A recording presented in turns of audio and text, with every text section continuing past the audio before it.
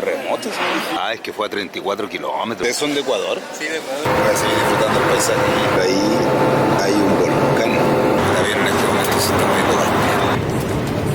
No, estamos acá en el aeropuerto de Ecuador. ¡Ya no más, hijo! Uy, qué lindo acá, todo verde para acá. Vas a ver muchas cosas bonitas. Pifo.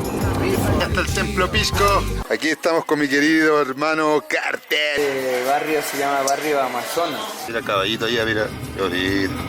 5 tipos de acento hay aquí. Don Paco. ¿Dónde vamos ahora, Carter? A comprar pan para el desayuno. Ustedes comen puro pan en Chile. ¿Centro? Sí, Hay de todo. sí, hay de todo. ¿Cuál es su nombre? Nancy, Nancy. tengo que probar algo. Se... de comerse toda la weá.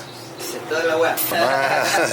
Aquí en Ecuador la gente puede vivir propia ya. Como los mapuches, pues, hermano. Ya nomás estamos aquí en el laboratorio, laborando como día lunes, ¿eh? ¿Podemos hacer el trueque entonces? Claro. Bueno, Este es el pisco. para las ñañitas ahí. Rap quichua tapamunchi. Un pasquila, hermano. Vamos para el norte de Quito. Oh, wow. Se largó a llover, oye. ¿Cómo estás? Estamos en los estudios de Quinta Sinfonía. Sí, esta secuencia, esta pistita está buena, hermano.